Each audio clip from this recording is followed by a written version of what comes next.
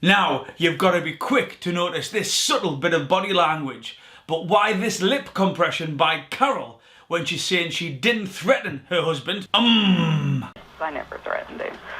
I never threatened him.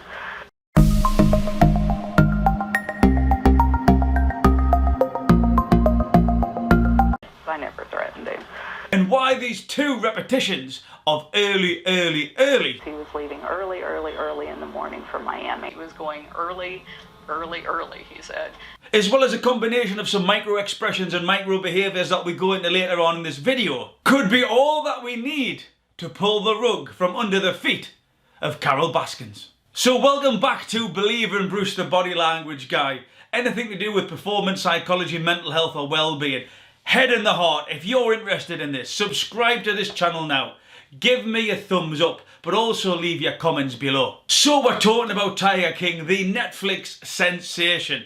I have been getting loads of messages from all subscribers about Believer in Bruce. You need to have a look at this episode. Is Carole Baskin a killer? Did she murder her husband? She seems like a crazy lunatic. And I thought, well, this might be interesting. And then I got a message from none other than global YouTube phenom, The True Geordie. Said, Believer in Bruce, I've got a video idea for you.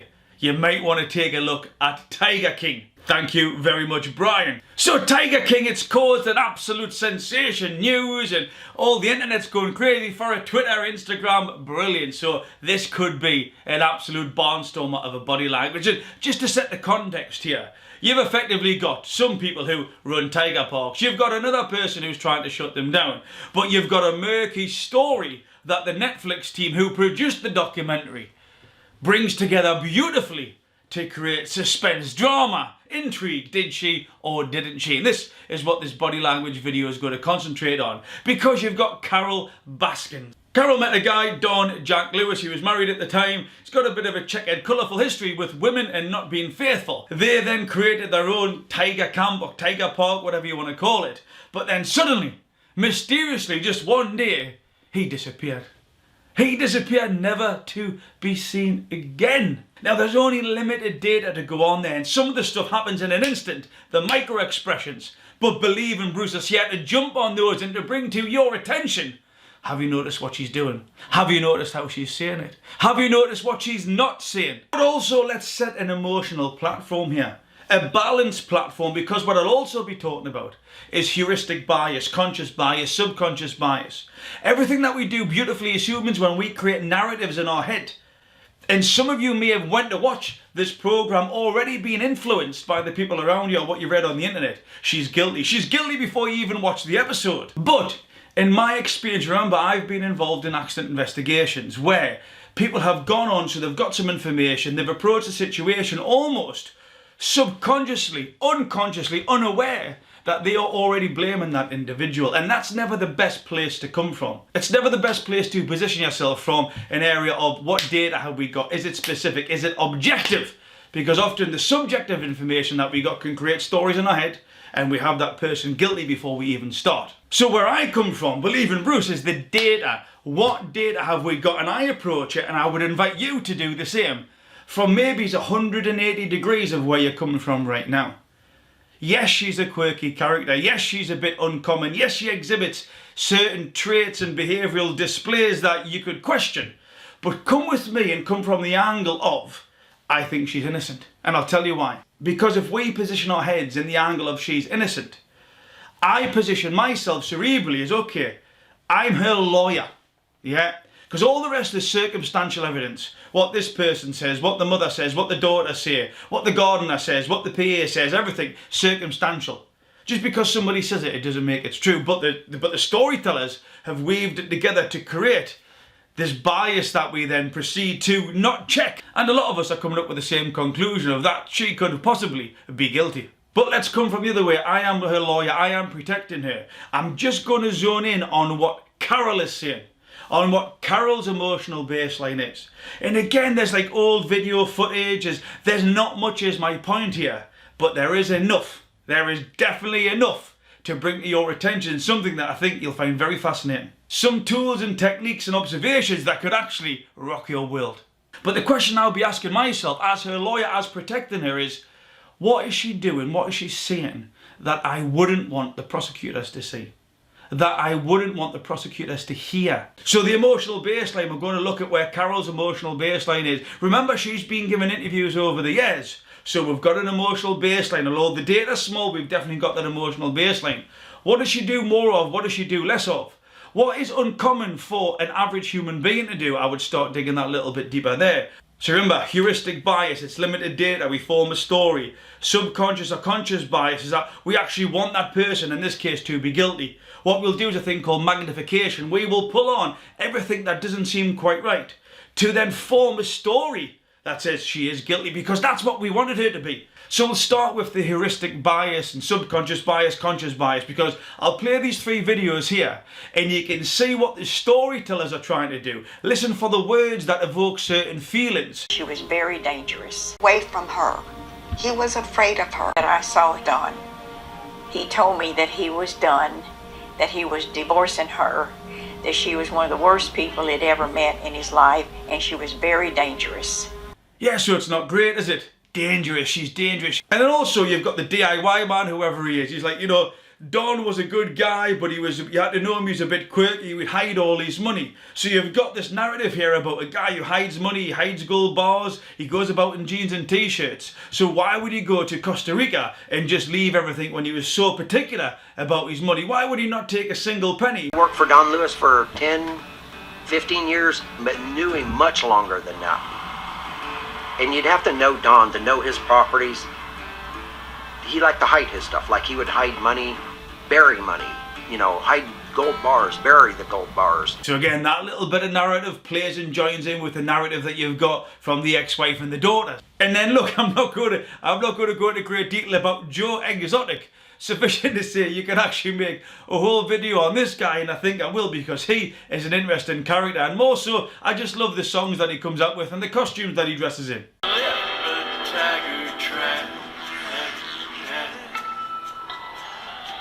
But interestingly, the one who I find the most balanced here is Don's PA, Anne McQueen. She seems very central, she seems very unbiased.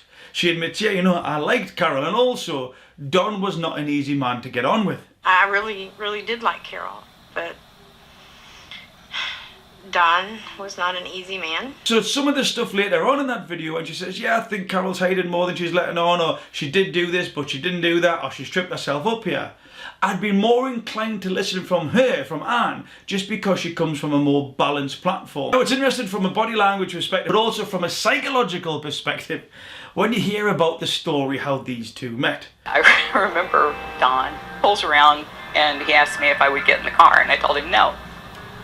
Pulls around again. I think it was on the 3rd time he pulled around, and he had a gun sitting on the front seat of his car, and he said, "You can hold this gun on me, I just need somebody to talk to." So I picked up the gun, held it on him, and we drove around town and he talked. And I ended up spending the night with him. So I'm just getting this right. She was walking down the street, this guy wouldn't leave her alone. She then got into the car, he said, "Here's a gun, shoot me if I try anything." She had the gun on them, and then they went back to the hotel and spent the night together. Again, from my perspective, that would seem very uncommon. Let me know below what your thoughts are about that date night. And again, just to make you aware that your narrative may not be fully accurate or may be manipulated by the storytellers, there's a little section here where they give you a little bit more about an individual who thinks Carole positioned herself in a way that she could move the pieces around the chessboard. Eccentric's a good word to use. Carole's smart. She's setting the stage for he just up and disappeared and we don't know what the hell happened. Oh, interestingly, we're looking for an emotional baseline. So what you get from Carole here is that she's talking about this meat grinder, but also the septic tank. So there's 2 theories. One, that Don was placed in a meat grinder, which is why we couldn't find his body, then fed to the tigers. But then also he might have been involved or placed within a septic tank that lies within the compound. Now, both of these, you see, she actually flows. There doesn't seem any baseline behaviours that I think, oh, actually she's lying about this, or there's something untoward here. She flows nicely, her speech, her cadence, everything is just as you would expect. So actually, I don't think that he went into the meat grinder, and I don't think that he was in the septic tank. Sheriff's office wouldn't We had a meat grinder. If you've ever seen a Butcher Boy meat grinder, it's about that big around. That became like this wholly exciting thing that I ran him through that grinder, and it's like, I couldn't run his hand through the grinder, much less a body. It was in the ground, it was operational. Judy had moved into the property before Don ever disappeared, so how would I have then put him in the septic tank? But then by utilising that emotional baseline about how she speaks normally, is you'll see here that she offers something uncommon. So when it's brought up about Don's body never being found or there's no evidence, what she doesn't say, which I find quite uncommon, is, yeah, you know, I'm devastated, he still hasn't been found, or I'm not sure what's going on, I would love this type of closure. No, she doesn't offer that.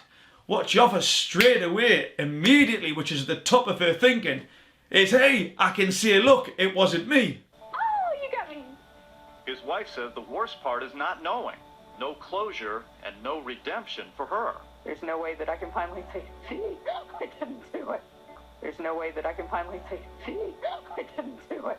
And when you go from an empathic connection there to someone you've been married to who's been missing for a long time, to show a total lack of remorse or even empathy with the situation or someone who you're meant to have loved, and again, time goes past and those emotions die down. But it is all centred on her. That initial autonomous reaction when it comes to it is like, hey, at least I can say it wasn't me now. There's no way that I can finally say, see, I didn't do it. That is uncommon from a person who's lost their marital partner. Yes, everybody has ups and downs, we have arguments and stuff. But to initially come bang with, hey, it wasn't me, I can show the world now, rather than I'm absolutely devastated that there is no closure, I'm seeking that closure. That's where I would have dug a little bit deeper. What do you mean by that? Why was that at the top of your thought process? Why was that the first thing you offered? Believing Bruce would be straight on that there. I will be firing her sympathetic nervous system. I will be firing her amygdala. I will be getting those fight or flight reactions out of her because I will be on that, because that is an uncommon thing to say unless you've got something to hide and you're wanting to keep people off this scent. Also, we've got some body language here when she's asked about a formal memorial. And there's a lot of eye blinking, there's a lot of blocking going on here. Now, eye blocking, again, it's a form of I'm getting rid of those images out of my head. Remember the context, the T-junction. What has been asked or what has been said in that particular moment, what is she doing? And again, there's no looking down. You know, when we search for emotion, when we're feeling sad, when we're feeling that we are, you know, we've been wounded, we look down, yeah. And we look at memories and we search, and it's generally around here. Up here we're searching for answers or something that we don't know, or trying to recollect, or we're trying to make something up. But down here is, yeah, I would feel that emotion, that empathy. I'm looking for her to look down. And she looks straight ahead. She looks straight ahead at the interviewer. And was there ever a formal memorial or funeral or anything? And then she gives a rather interesting comment about, yeah, so when I got the mail in the morning or whatever it may be, I got the letter and I just stared at the letter or stared outside. And then when I come to, or when I come around, when I realised where I was, it was night time. What, so, what, have you passed out? Have you, what? Just tell us a little bit more what's going on here, Carole. So you haven't got empathy. The first thing that come to your head was, you know, I'm pleased I can say it's not me. But when you got the death letter and the very next day you started transferring all the assets, what was it, like, what? Just tell me the emotion that was going on there, because what you're saying is that you're blanked out for hours, you can't remember why, but there's no emotion there, so what else were you thinking about? So no one... I remember the day his death certificate came. I opened the letter, and I remember looking out the window, and then the next time I remembered anything, it was pitch black outside. It was just like I had just completely zoned out. I don't know where I went, but that was the closest thing that I had to a memorial. That I had to a memorial. That I had to a memorial. 2 and 2 is not equaling 4 here, Carole. And also, she does this laugh throughout the video as well. And I believe this laugh... Oh, I don't know where I went. Oh, I don't know where I went. ...is a fake laugh. All the signs are there to say that it's a fake laugh. She uses it, it's become a habit. That's what it's become. It's become a habit where she's trying to offshoot the pressure, where she's trying to deflect the question, where she's trying to offer some empathy to say, hey, I'm all right. She's trying to bring that pressure down. But she does this time and time again throughout the video. Oh, I don't know where I went. And again at this bit here where she offers a bit about the memorial and then she laughs. It's like, no, that doesn't go together. That doesn't go together with the situation or the question that's been asked in your position, with your husband not being found. And it's these questions that I will be asking where stuff isn't lining up. That's where I would start. I wouldn't move. I would start zoning in straight on them particulars. And then we look at here, the lip compression. Millions of people may have missed this, but believe in Bruce didn't. Yeah, I didn't threaten my husband. And it might be a 2-3 second clip, but what you see before it flicks to the tiger is I didn't threaten my husband. I never threatened him. I never threatened him. I never threatened him.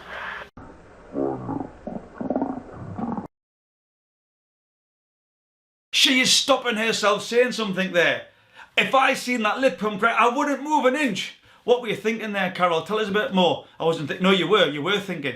Because you've done a lip compress. What were you thinking in your head there? Come on, let's talk about it. Boom, boom, boom. I don't know what she's thinking about. What I do know is she's thinking about something that she's not offering me. And then this is the main part here. This is the bit that I really enjoyed. Now remember, on the night that her husband went missing, Carole was seen at 3 a.m. This is important, 3 a.m.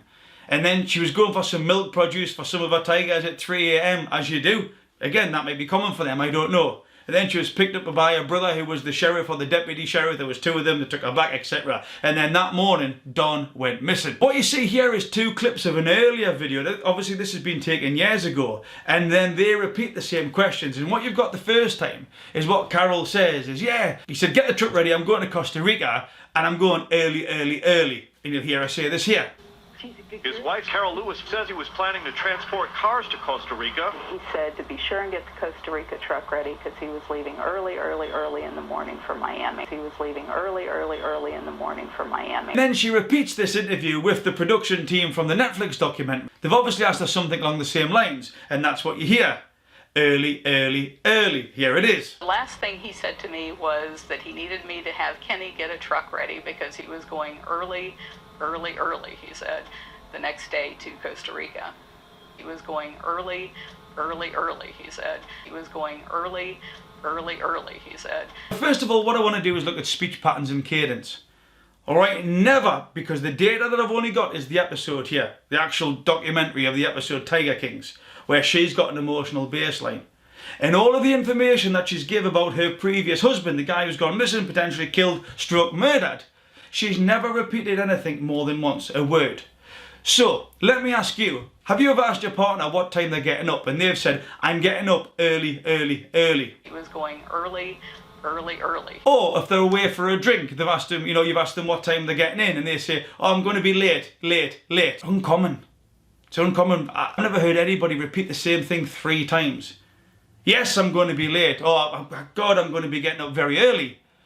But to repeat the word 3 times, there's a narrative there that, just like the story makers, she wants us to believe. And she's told that story that many times it's become a habit. And what you see, the first version, she's talking directly to the camera when she says early, early, early. He was leaving early in the morning for Miami. But now what you see this time, again, the speech pattern slightly changed, but you'll see she looks to the roof. She looks up with her eye. He was going early, he said. She knows she's created that story. She's trying to recollect. She's trying to recollect that information, that story, so she can repeat that. She's trying too hard. She's trying to put too much humour in there. She's trying to almost say, oh, he said early, early, early. Who says early, early, early? Again, but there's a second thing here. Where the first video she says, he asked me to get the truck ready, directly to him and to her. In this next one, years later, to the Netflix team, she's saying, oh, he asked me to get Kenny to get the truck ready. To be sure and get the Costa Rica truck ready because he was leaving early in the morning for Miami. The last thing he said to me was that he needed me to have Kenny get a truck ready. Why wasn't he involved in the first explanation years before? Your husband's gone missing, potentially killed. Surely everything was the same years before as it is now. But who is this mysterious Kenny? So again, that extra energy in the second one, that extra emphasis on the early, that look up, the extra part about Kenny. It's gone from a story to almost a narrative rehearsal, a play, something that she's done time and time again. So I would be asking, well, was it Kenny, was it not? What emotion were you feeling at that time, Carole, when you looked up? And why is that? But what we've got here, out of all the examples that I've give, is when you bring it together, this is what I would not want the prosecutors to be aware of. To put this picture together, to then start zoning in on specifics, which is exactly what I would do with Carole Baskins. So the lack of emotion that she has when she's describing her husband's disappearance, the continuous laughs that she displays throughout this episode to use as a deflecting shield. The example when give that they haven't found her husband, the first thing that come to the top of their mind was, hey, I can prove that it wasn't me. That lip compression when she said she never threatened her husband. And the uncommon way that she repeats early, and her body gives off that exaggerated energy as if it's a performance. Put all that together. That is the information. Forget what everybody else has said. Let's just focus on Carole. Forget what everybody else has said. That is the information from the suspect that if I was her lawyer, I was representing her, I would want to hide from the prosecutors because they could zone in on specific areas to fire her sympathetic nervous system, for her to detect the threat, for her not to be able to repeat the same narrative over and over that she's done for years, to ask different questions that would put her on the spot, that would trigger the adrenal jumps, that would actually make that glocal response when people can't speak but they get That's where Believing Bruce would be zoning in. So do I think Carole Baskin murdered her husband? Do I think Carole Baskin has got more to hide than she's letting on to? I couldn't possibly say. But what I do know is although we haven't got evidence to come together to give her some concrete yes she did or no she didn't, there was ample opportunity there to ask her different questions than the one she's used to answering to see how she responds under pressure. So if anybody knows Carole, feel free to say, Carole, do you fancy coming in the hot seat with Believing Bruce? Would you be up for answering some questions directly from Believing Bruce, just so from a body language perspective we could prove your innocence once and for all?